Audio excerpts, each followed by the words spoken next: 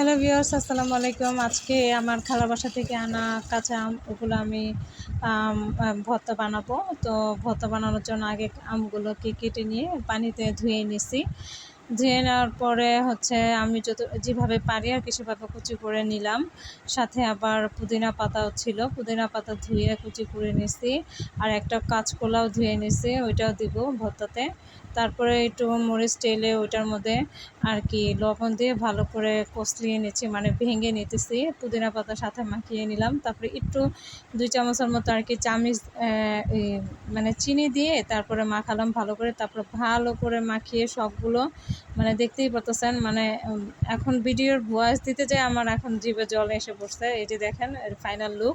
দেন আম্মুকে ফার্স্টে আগে ট্রাই করাই যে আম্মু কেমন হয়েছে। আম্মুর খুব পছন্দ হয়েছিল, ইভেন ঝোলটা আর কি।